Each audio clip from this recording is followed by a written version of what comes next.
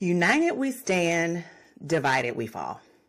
People like Benjamin Franklin, Abraham Lincoln, and just about anyone who believes we are better together have used this statement as a reminder that there is strength in unity. Now, I don't know about you, but I don't feel that spirit right now. I feel like our communities are more divided now more than ever. And I feel a little helpless in my desire for change. This season on the CEO Mindset, I guess my attempt to turn these lemons into lemonade is today I want to talk about 3 letters that have become outcasts of the alphabet. DEI. Now, I have to admit, I really didn't understand why it was such an issue at the top of this new presidency. Of course, I knew what the letters stood for.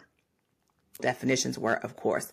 I even knew from a Black woman's perspective why they were necessary, but I was unfamiliar with the reason the letters have become outcast with this particular administration. Listen, I know there are racists in this country, and your perspective on this subject might be different from mine. And if it is, there's definitely room for conversation and discussion. So I suggest if you want to have a conversation about it, head over to my forum.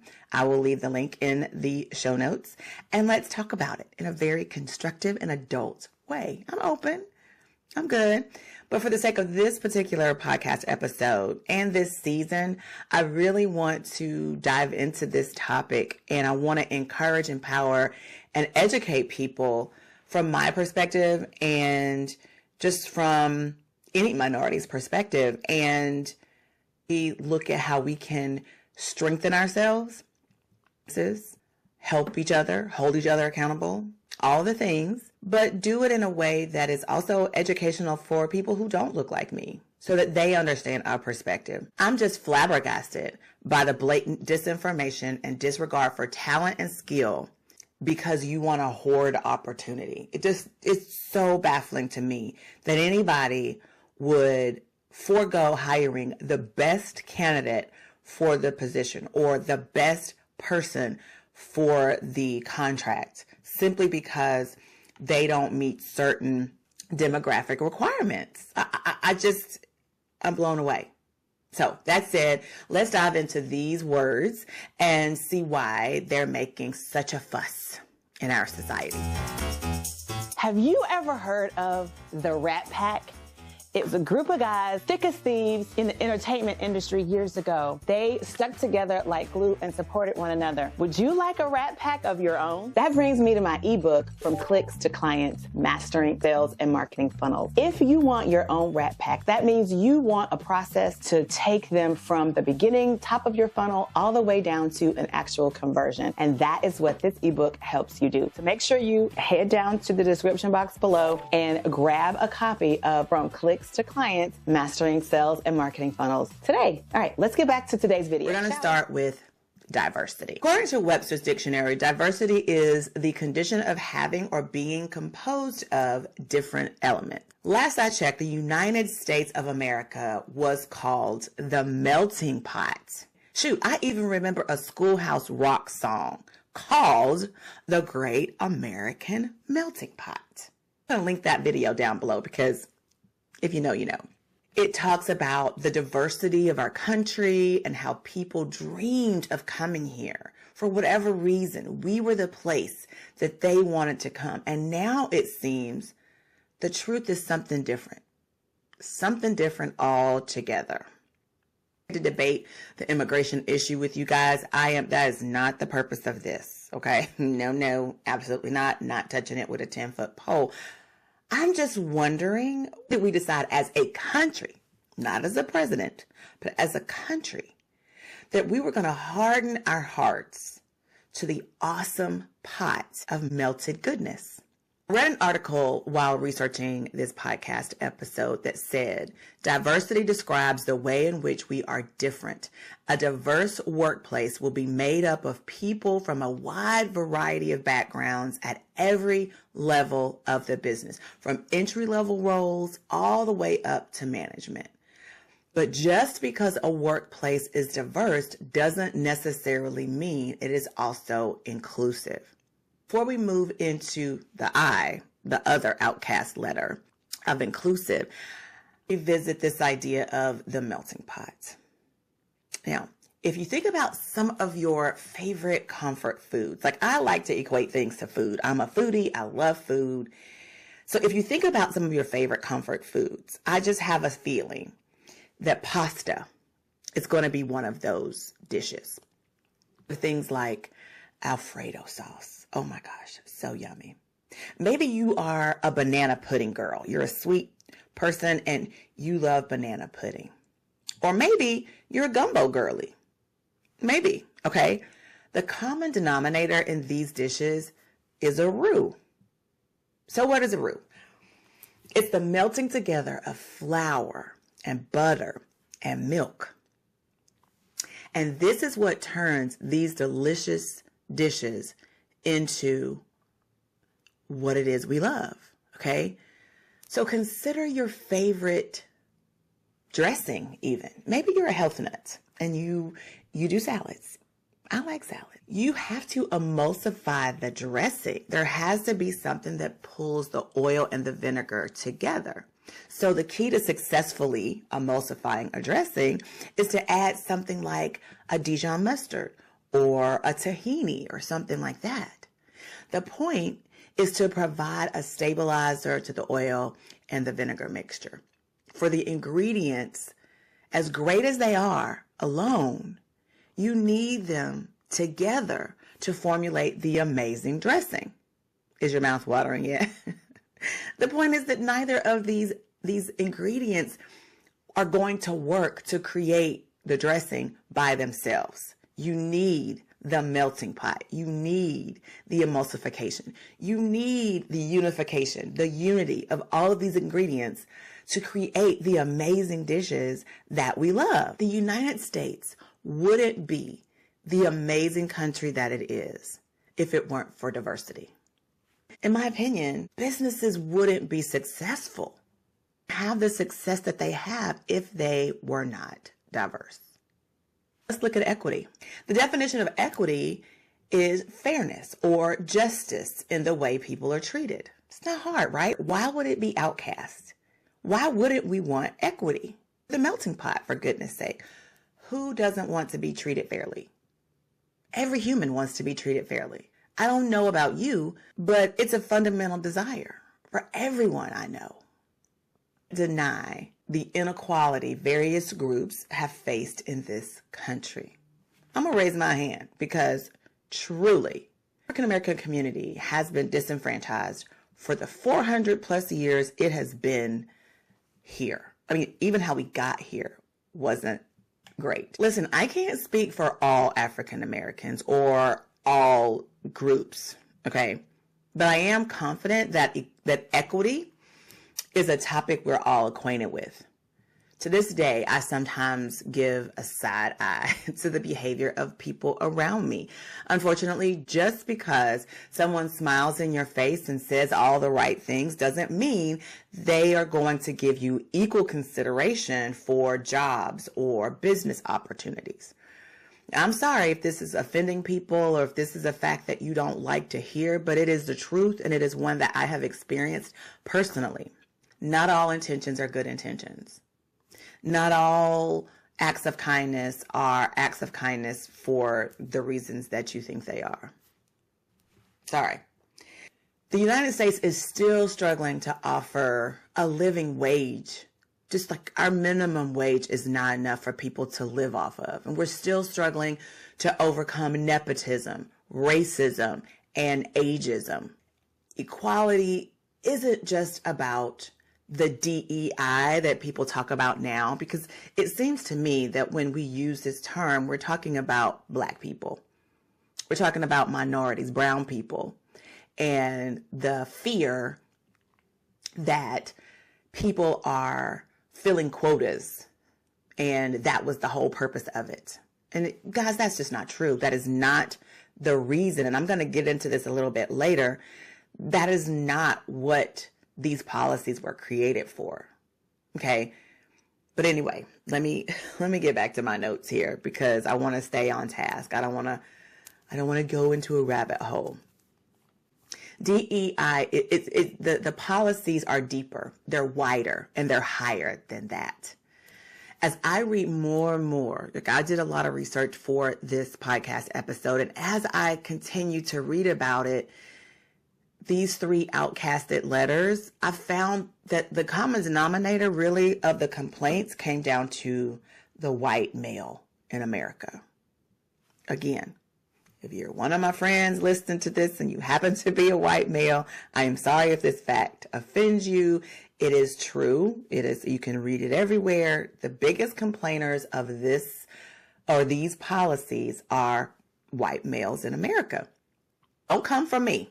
I'm only telling you what I've been reading. In an article from USA Today, it listed one DEI complaint after another from this particular group of people. It even quoted Robbie Starbuck as saying, the tenets of DEI demand that you discriminate against white people by giving preferential treatment to other races, harming white men and Asians. I can't believe anyone would believe this we're in 2025 for crying out loud. Statistics from this same article talk about between 2020 and 2022, the number of Black executives rose by 27% in S&P 100 companies. This information was collected from the workforce data by the federal government. But even though using these policies, Black executives rose 27%, white men still dominated this corridor of power. Even with these recent gains, Black Americans are outnumbered 12-1 by white people in executive roles. The scale isn't balanced, but it's definitely not balanced, leaning heavier with people of color. So this fear that these DEI policies are somehow discriminating against white people, guys, that's who's in power. 12 times the amount. That's who's in power. So obviously, they're not being discriminated against. They hold the seats. Let's look at the I, the final letter, inclusion.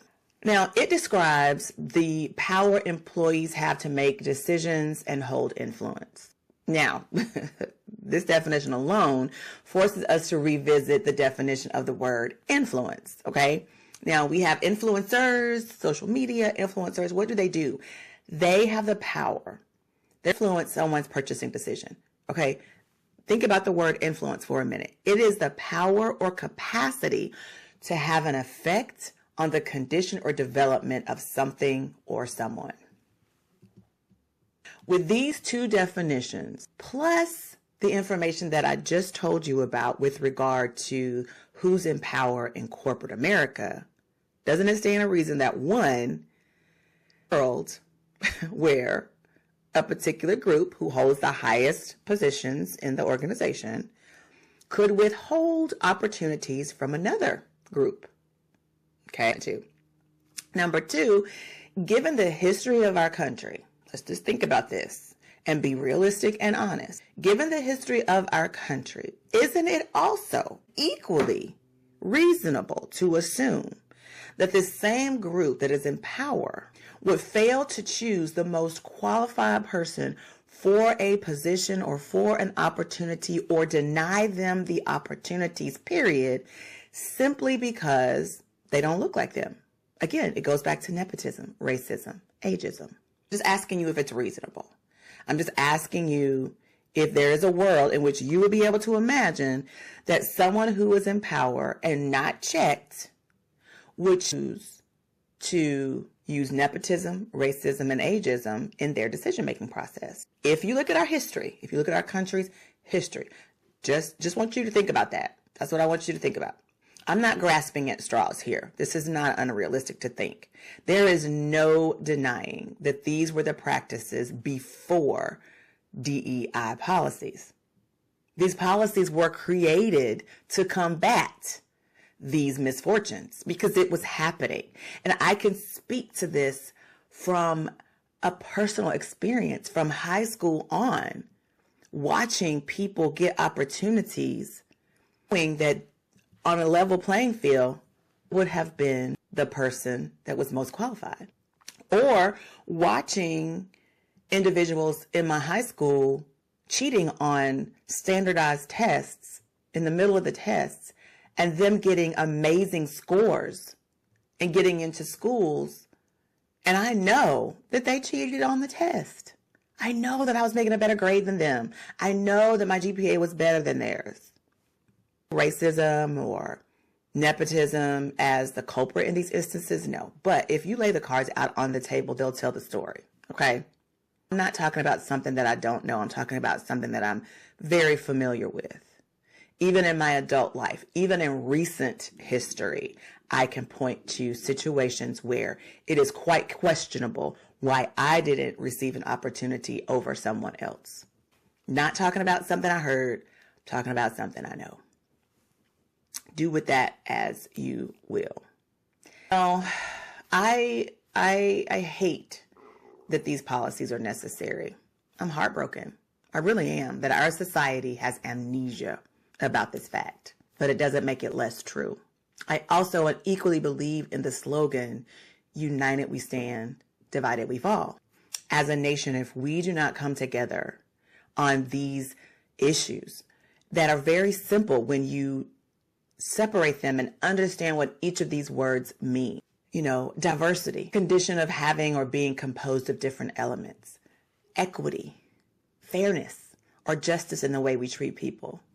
Inclusion, having the power to make decisions and hold influence. Influence, the power or capacity to have an effect on the condition or development of someone or something. When we understand these words separated are things that we all value of what we look like.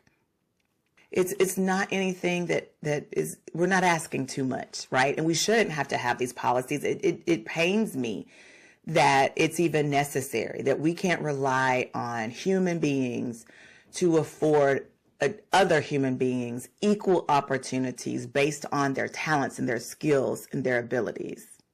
But it's true. Without these policies, we revert back to the way things used to be. And because of that, I wanted to talk about this subject because I want to encourage you to be the very best version of yourself. I want to empower you with the confidence to go after your dream, regardless of what is happening with policies or governments. Don't even look that way. Just you keep on your grind and operate as if none of that is happening, as if you deserve to be in the space, as if you deserve to have the opportunity. Stay focused, be the best version of yourself. Now, I will say DEI without a version of these policies. I'm not saying DEI has to be the policy. I know that these letters have become outcasts in the alphabet. But without a version of these policies, we do risk reverting to environments where the discrimination go more unchecked and the status quo remains unchallenged. Our nation will increasingly default to the belief that competence and privilege lie first and foremost with white men. And this is a quote from Reverend Adam Russell Taylor, president of the Christian nonprofit Sojourners. Words, those were his. But that belief, he also says, contradicts our best civic and religious values and makes our workplace less competitive. Now, I agree with his assessment. I'm not going to lie. The policy doesn't have to be named DEI per se, but there does need to be policies like this that require companies to be diverse, to offer fair and equal treatment for their workforce, and to be inclusive with their opportunities, regardless of race, gender, or age. With policies that encourage diversity, equity, and inclusion as a priority, organizations signal their dedication to their workforce, and they signal the pursuit of the best candidate for the job as their overall goal. These are my opinions, but I have a hard time believing anybody can argue with the logic. Facts speak for themselves. I'm not here to bash any group at all. I am here to empower, encourage, and educate my minority family to strive for greatness. I want you to abandon mediocrity and fix your eyes on goals that far exceed your wildest dreams, because we can do it. When we put our minds to it, we can get in the room. For those of us who are already in the room, look for opportunities to pull someone up. Where you are in your space, you are leaps and bounds ahead of someone, and you are far beneath someone else. So your goal is to be the best version where you are. Reach down, pull someone up, and reach up to be pulled up. But you got to be ready for the pull up. So if you listen to last week's episode with Chandra Douglas, she gave us some amazing pearls on how to be ready for the pull up. But she also told us what we needed to do to pull up others ourselves. So if you've not listened to that episode, I highly encourage you to do so. There will always be naysayers. There are always going to be haters, and there are always going to be pessimists. But you are the only one who has the pen to write your story. Regardless of your goal, make sure that you are constantly evolving for growth and understanding. Be open to failing forward, because with every attempt, you're learning and you're getting closer to your success. If you're not sure where to start, I got you, girl. I have the answer. It starts with you getting intimately acquainted with you. So my program, Project CEO, helps you do just that. I want you to use the link in the show notes to go ahead and add your name to the wait list.